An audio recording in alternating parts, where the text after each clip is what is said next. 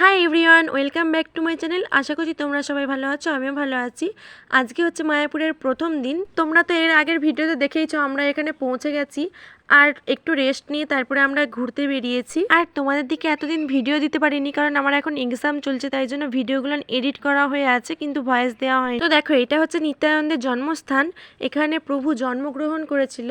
যেহেতু আমরা 8টার সময় মায়াপুরে এসে পৌঁছেছিলাম, তাই জন্য আমরা 12টার সময় ঘুরতে বেরিয়েছিলাম। আর 12টার সময় সব মন্দিরে ভোগ লাগানো হয়ে যায়, তাই জন্য মন্দিরগুলো এখন বন্ধ ছিল। তাই জন্য নিত্যানন্দের জন্মস্থানের ভেতরে ঢোকার আগে আমরা সরস্বতী গোস্বামী ঠাকুরের মন্দিরকে আমরা গিয়েছিলাম ফার্স্টে, তারপর নিত্যানন্দের জন্মস্থানের ভিতরে ঢুকবো। সরস্বতী গোস্বামী ঠাকুরের মন্দির দেখে আসার পর আমরা নিত্যানন্দের জন্মস্থানের ভিতরে ঢুকছিলাম। মন্দিরে ভোগ লাগানোর কারণে আমরা ঠাকুরের মুখ এখন দেখতে পাবো না, তাই জন্য আমরা মন্দিরটাকে একটু পরিক্রমা করে নিচ্ছিলাম। তারপর পরিক্রমা হয়ে যাওয়ার পর মন্দিরের আরো সেপাশে মানে ভেতরের দিকে আরো ওখানে গিয়েছিলাম। আর ওইখানে ছিল একটা নিম গাছ, আর নিম গাছের গোড়ায় একটি শিব মন্দির ছিল।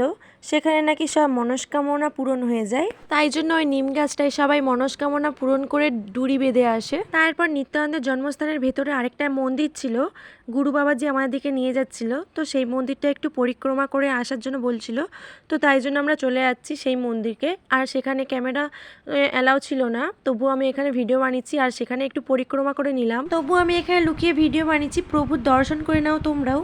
তারপর আমরা চলে যাচ্ছিলাম, নিত্যানন্দের মন্দিরটা খুলেছে নাকি, তখনও ভোগ লাগানো হচ্ছিল, বৃষ্টি হচ্ছিল বলে, তাই জন্য আমরা ওখানে দাঁড়িয়ে পড়েছিলাম। তারপর বাবা ডাকছিল, বললো যে মন্দির খুলে দিয়েছে, চলে আয়, ভোগ লাগানো শেষ হয়ে গেছে, এখন গান হচ্ছে, কীর্তন হচ্ছে। তো এই যে এখানে ভগবানের দর্শন করে নাও। আর ওখানে বড় বড় করে লেখা ছিল যে এখানে কোনো ফটো তোলা বারণ, মানে কোনো ফটোই তোলা যাবে না। তবুও আমি এখানে ভিডিও বানাচ্ছিলাম আর প্রত্যেকজন এসে বলছিল যে ক্যামেরা অফ করো, ক্যামেরা অফ করো। তাদের দর্শন করে আমরা চলে যাচ্ছিলাম শ্রীনিবাস অঙ্গের বাড়িতে। সেখানেও সব পুরনো বিগ্রহ ছিল আর ওখানেও বানর ছিল অনেকগুলো। তারপরে আমরা জুতো খুলে আমরা ভিতরে ঢুকছিলাম, আর সেখানে ক্যামেরা এলাও ছিল না, তাই জন্য আর ভিডিওটা করতে পারিনি। তারপর আমরা সেখানে পরিক্রমা করে নিচ্ছিলাম। তারপর আমরা চলে যাচ্ছিলাম সরস্বতী গোস্বামী ঠাকুরের সমাধিতে, কারণ তার আগে আমরা দেখেছিলাম যে সরস্বতী গোস্বামীর মন্দির আর এটা হচ্ছে তার সমাধি। প্রত্যেকটা জায়গা খুব সুন্দর ছিল, আর এটা কোনো পুরনো বিগ্রহ নয়, কোনো কিছু নয়, পুরনো মন্দির নয়, তাই জন্য এখানে ভিডিও করতে দিচ্ছিল আর এখানের ফটোও তোলা যাচ্ছিল। তারপর আমরা সরস্বতী গোস্বামী সমাধি দেখে আমরা চলে যাচ্ছিলাম জগন্নাথের মন্দিরকে। এটা হলো মায়াপুরের জগন্নাথ মন্দির, আর জগন্নাথ দেবের মন্দিরের বাইরের দৃশ্যটা এইটা। আর আমরা যখন যাই সেখানে যজ্ঞ হচ্ছিল, পুজো হচ্ছিল, তো তোমরা দর্শন করে নাও জগন্নাথকে। আর এটা হচ্ছে শিল প্রভুপাদ, তোমরা সবাই জানো।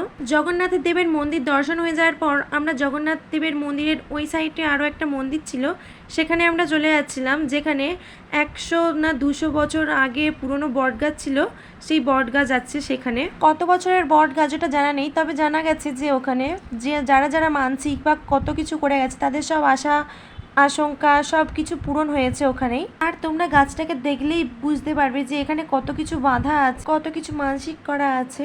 ওই বট গাছ দেখে আমরা ওই বট গাছের পরে এখনো একটা মন্দির আছে, সেই মন্দিরকে আমরা চলে গিয়েছি। আর এখানে দৃশ্যটা দেখো, এখানে কি সুন্দর ছিল, জাস্ট ওয়াও। আর ওই যে ওই পুকুরের ওই সাইডে দেখতে পাচ্ছ একটা জাহাজ, ওই জাহাজটা করে ওই পার থেকে এই পারে আসে, আবার পুজো দিয়ে ওই পারে চলে যায়। আমরা হেঁটে হেঁটে এই পাশ দিয়ে যাচ্ছিলাম। আর এটা ছিল গরু পাখির মন্দির। গরুর মন্দির দেখে আমরা চলে যাচ্ছিলাম চাঁদকাজির সমাধিতে। এই যে এটা হচ্ছে চাঁদকাজির সমাধি, চাঁপা ফুলের নিচে চাঁদকাজির সমাধি। ওই চাঁপা ফুল গাছটা থেকে একটা করে ওই সমাধিতে ফুল পড়ে রোজ।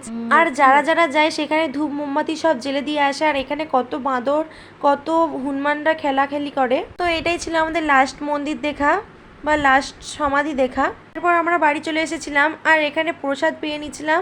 নেক্সট ভিডিওতে অপেক্ষা করো, টাটা।